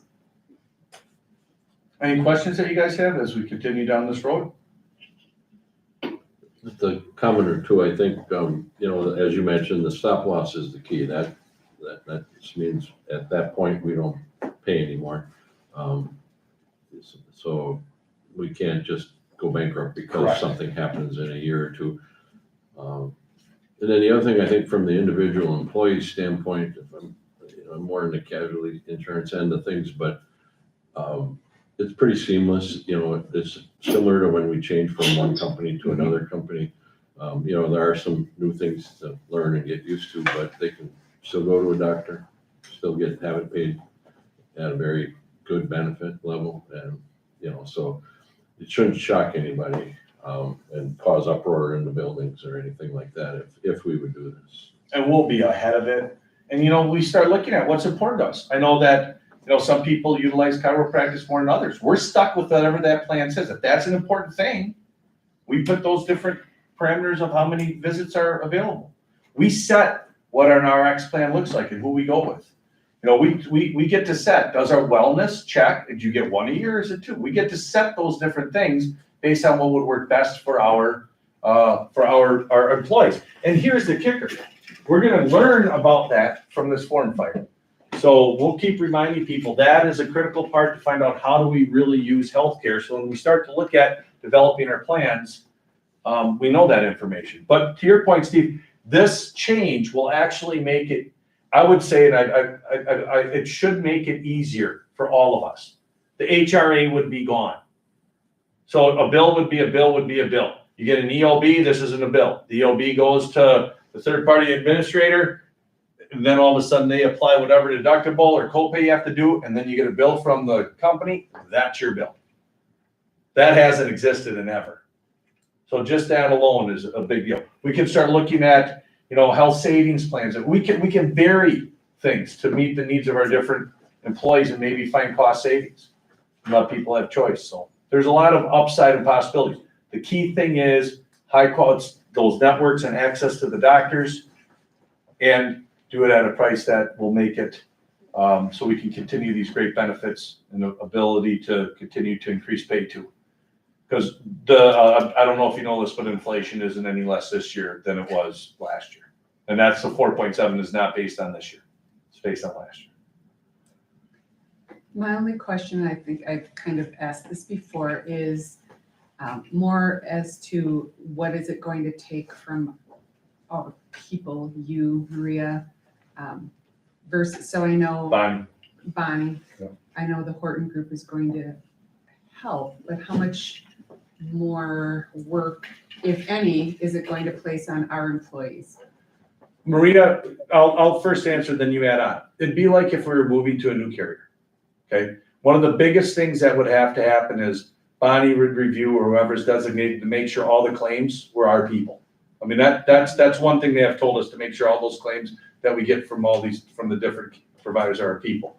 The biggest thing, once we get this all established, the question of who runs it and how's it all work, it's them. It's them. So, and then also it's not only them, but it's also the Horton Group. And part of the third-party administrator, or part of this plan, can also be the purchasing of a support network or a call or something that can help with that. So the initial work might be a little more, but over a period of time, I think I don't see it as being anything. It'll just be different than what we're doing now. Maria? Yeah, I would agree with that. I have talked with Ash Lebanon, the business manager there, and he has assured me that it really is not that much more work. The accounting is definitely different, and we'll have to learn that, but it's just going to be getting used to that process, and it will be a repetitive process. Every week we'll be doing different reviews, things that we're not doing right now, but I'm really confident that we can handle it. It's just a learning curve, and we've got good partners, and I have good contacts too, so I'm not worried about it. And then also my other question is, so this, the form fire and all this data, do we have a time frame on that? It's out right now. And I think, what is it, May 6th or something that we have for the deadline on that, Maria? Yeah, something like that. Yep.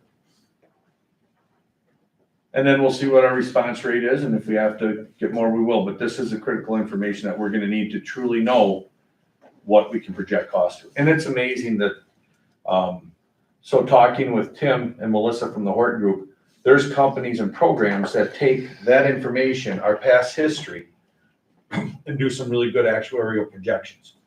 So we can kind of see what stop loss we should have. And then within that, there's, you can look at something called a captive, which is, it's almost like interviewing to be part of an elite group that says, hey, are we a good risk or not risk, that will put you in with the rest of our group. We'll capture your loss is what that is. So yeah, it's, I think from a standpoint of, for being financially responsible, this is a critical part of our story as we move forward and we look at an operational referendum and we look at how we can maintain and continue to increase salaries to be competitive while still maintaining good benefits. This is what we need to look at. And then the great part is that wellness, all of a sudden, there's more of an incentive for us to be in better health. Because the better health we are, the less claims we have. The less claims we have, we could have savings. There's a possibility where we could have, and I don't want to say this like it's going to happen, but there's possibilities in the future where you could have premium holidays because we might be running at a surplus.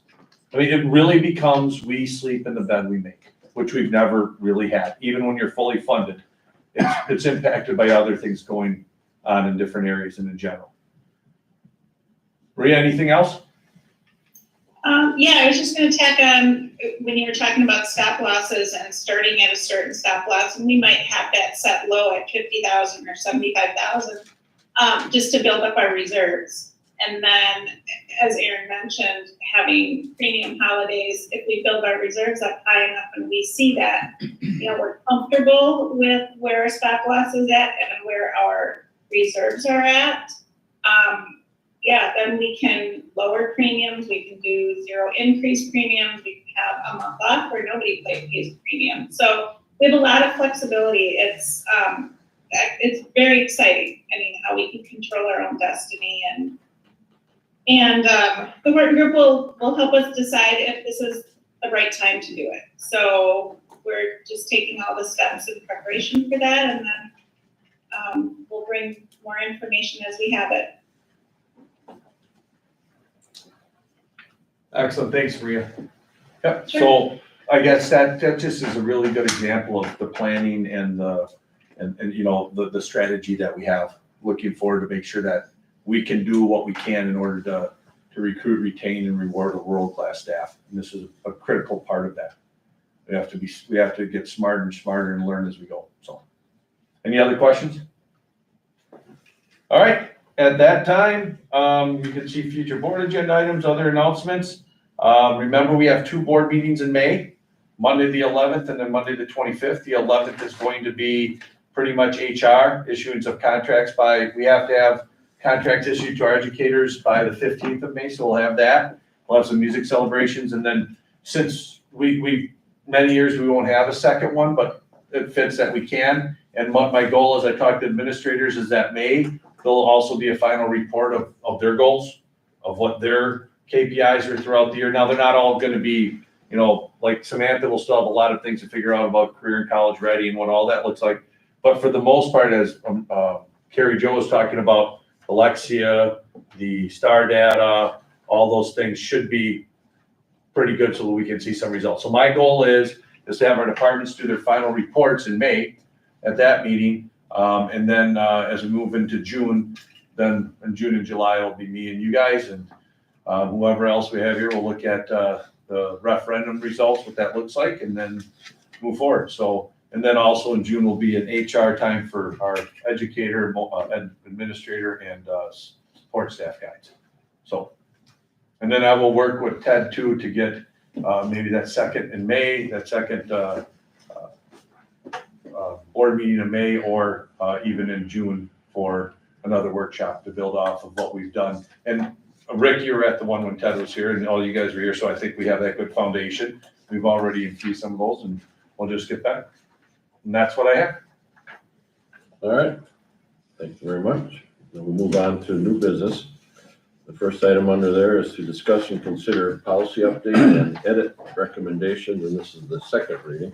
Yep. And policy changes have to be approved at two different meetings, and this is the first, or the second, actually. Yep, and I appreciate the policy committee. It ended up being more than just Terry and Vicky, but there was no changes to what we had presented, so I gave you the same ones. We haven't yet worked on those other ones, the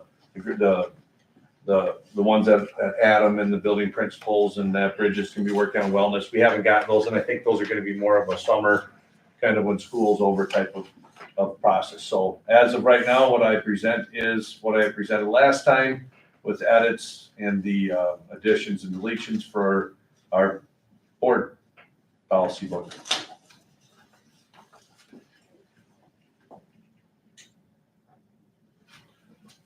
All right, and this one, we need a motion to approve and second on that. I'll make a motion to approve. I'll second. All right, any discussion on any of the policies? Any questions or recall? Okay, then roll call? Matthew, Yes. Geckerman, Yes. Hawk, Yes. Goldowski, yes, Jaeger. Yes. Motion carried. Number 2, discuss and consider educator resignations. All right, so I have 3 for you at this time. We have 2 at the Treffer Way, Tara Hughes and Naomi Ludicky. They were hired just this year. I think the Treffer Way is a different, I think, it's, their experiences are excited. They've done a good job, but they're just looking for a different opportunity. Treffer Way is definitely unique. And then we also have Jana Wiegand, and Jana's a great educator, and she's gonna be dearly missed. And she has an opportunity in Oshkosh, and we wish her well. So those are our 3.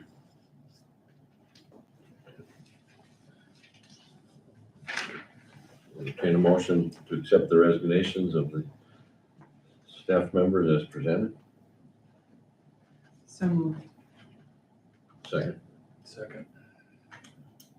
Did you say that, Rick? Yeah.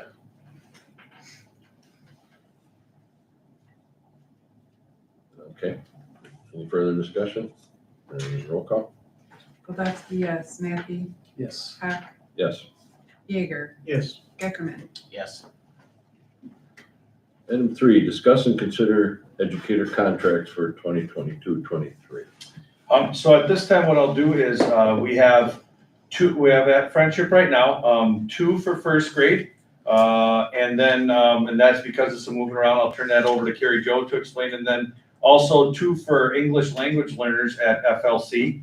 1 is an addition, but we're looking at transfer of service. And what that means is when we have students move in and they have more needs than what we currently have the ability to raise resources for, we're able to raise those resources. So it's by hiring the second EL teacher, it's not taking away from any other students. It's actually helping to make our programs full. So I'll turn it over to Carrie Jo to explain or give you a little background on the 2 recommended first grade teachers, and then also EL, and then Mike, if you want to help or chime in a little bit too, that'd be great. Carrie Jo. Okay, thank you. So we're really excited.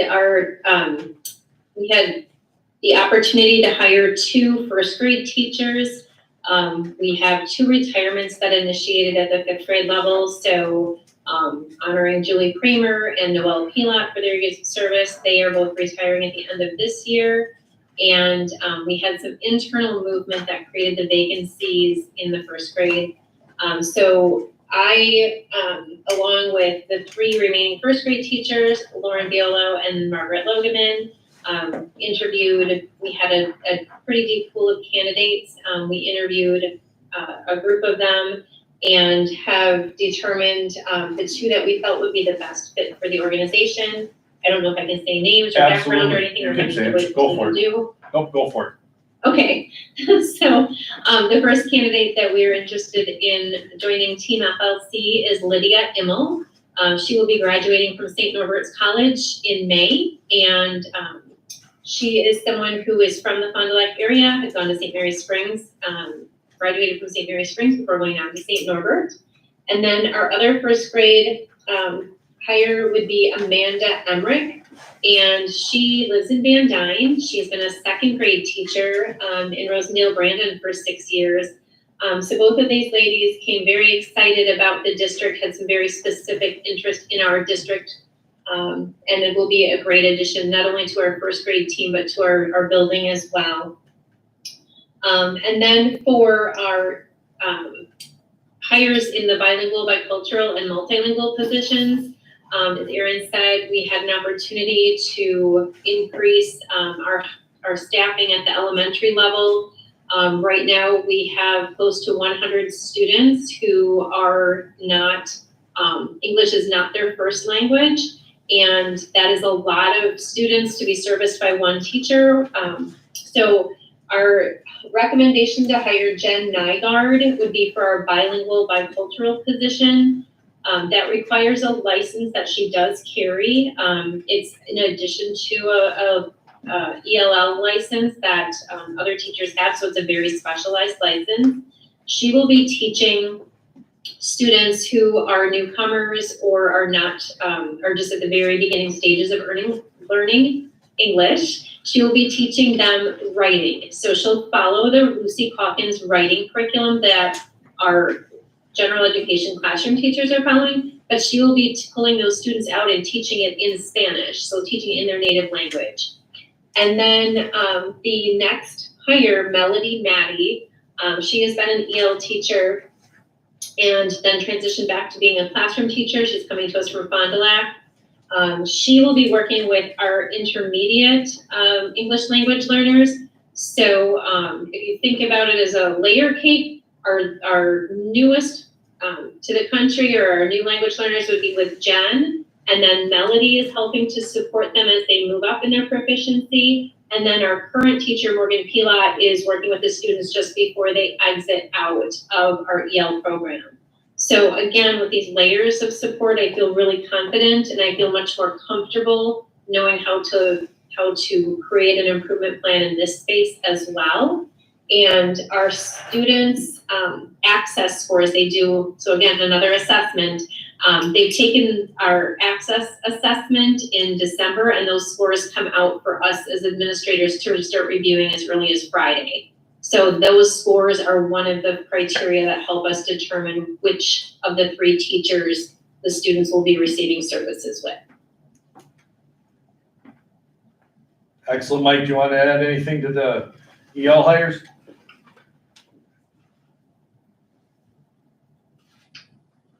I think that the structure at FLC that's going to be in place for next year is really going to help streamline our services and provide more targeted interventions for our EL students. And I'm very excited that that's going to be happening at the K-5 level as an EL director, because then we can continue with that at 612.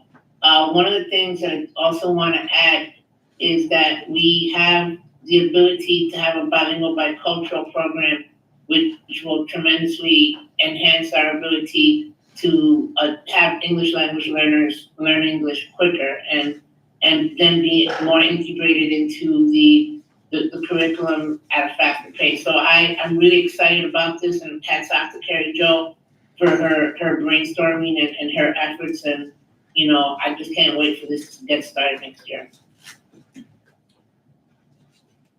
And a shout out to both of you, and then also Mike with high school. It's pretty amazing the support that we have for our EL and what we've been able to find, because they're very difficult to find, and I'm really excited about the quality and services. And this will have a huge impact on our achievement growth scores all over. So thank you guys. Thank you. Oh, and just a side note, you might have heard the last name Immel, Ramsey Immel. So Lydia Immel is actually Ramsey's sister-in-law. So Matt Immel, insurance agent, that's his sister, so. Oh, all right. Let's see. So we need a motion on the approving the educator contracts as presented. I'll make that motion. I'll second. Okay, any discussion or further questions? All right, then roll call. Beckerman, Yes. Jaeger, Yes. Matthew, Yes. Huck, Yes, Goldowski, yes. okay. Discuss and consider extra duty letters of assignment, item 4. What I'm gonna do is, we have one I'm gonna recommend, but it's for football anyways, and we might have some more, so I'll just bring a list together at the next meeting when we have some more on there, so. All right.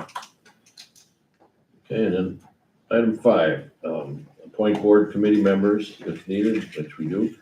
WASB representative, CISA representative, and deputy clerk. Just a little background on that. Historically, the president has appointed those positions.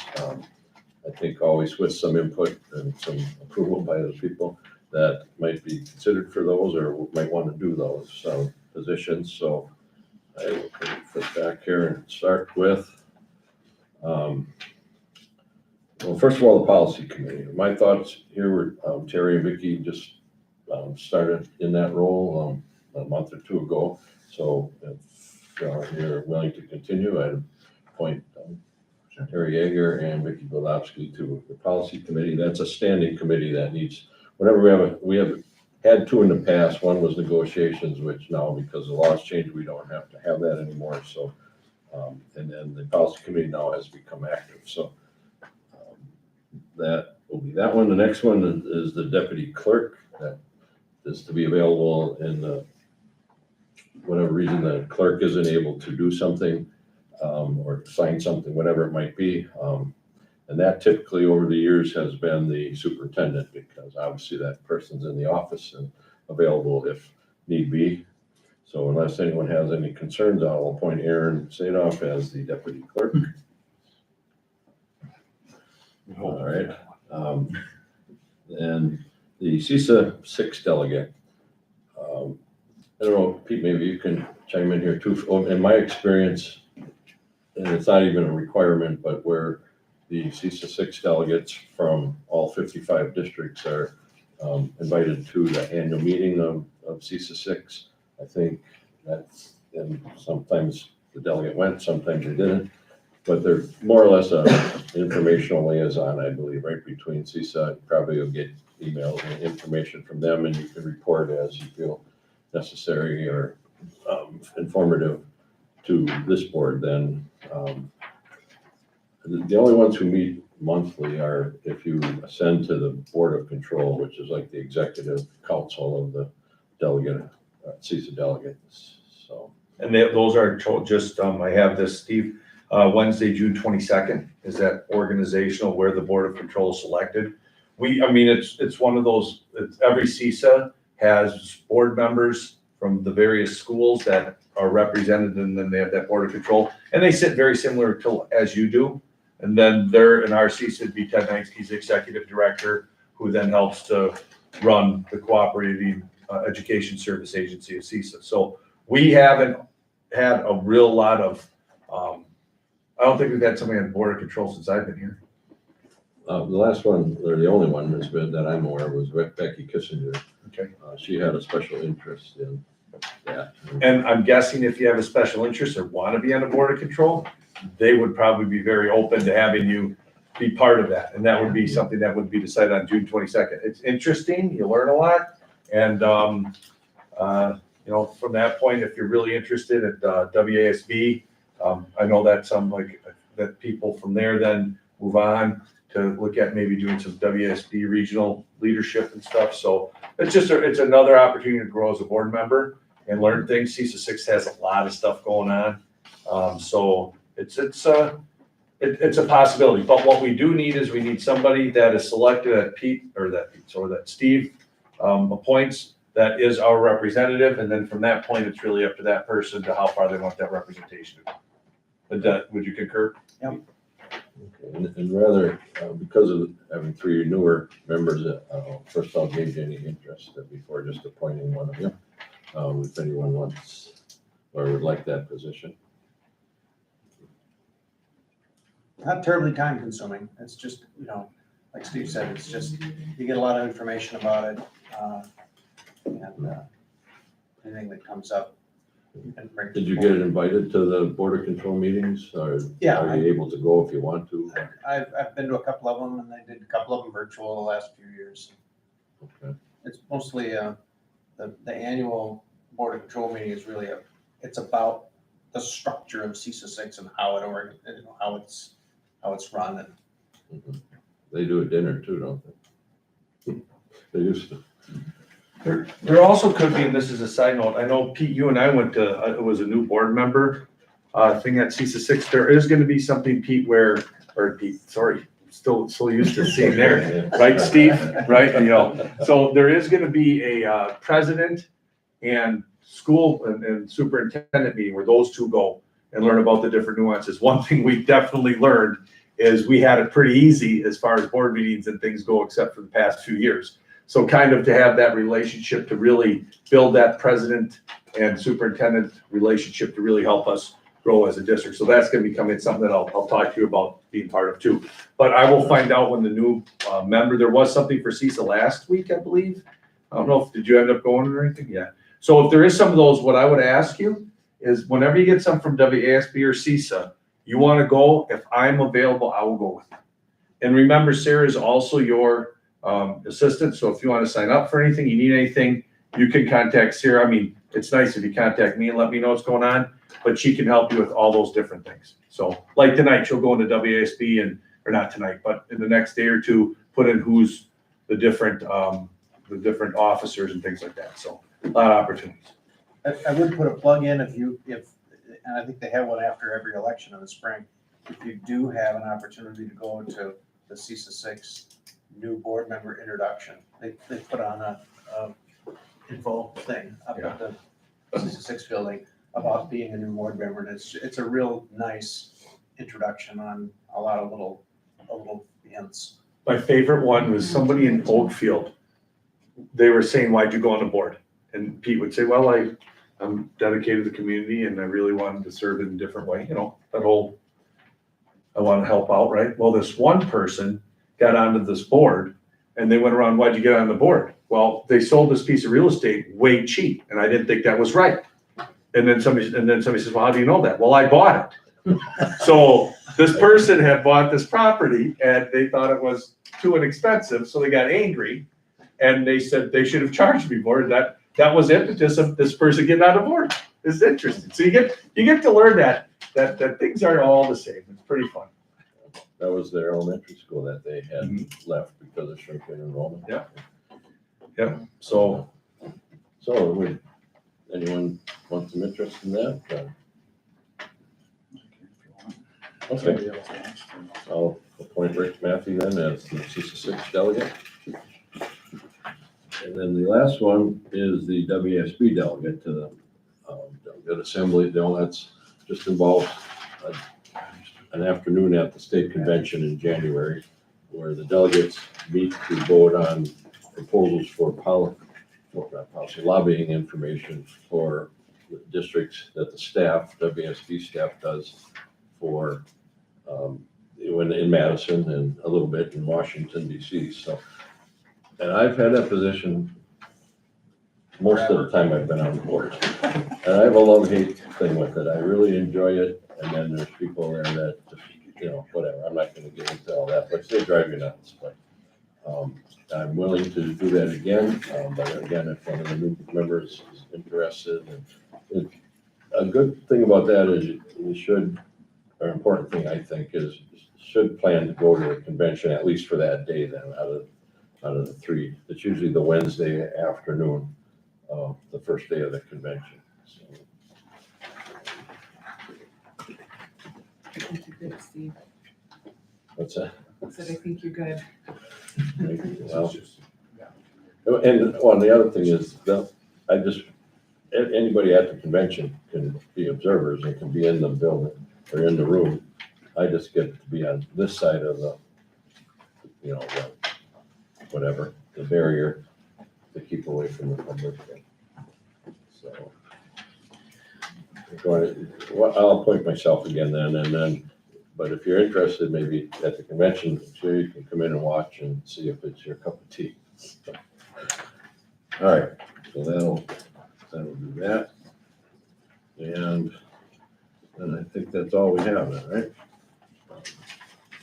All right, so now I'll entertain a motion to move to closed session for the purposes of discussion and considering staff compensation for the 2022-2023 school year under state statute 19.85(1)E, and to discuss and consider student expulsion under state statute 19.85(1)AF. And those are the statute citations that allow us to discuss those items in closed session outside of the public.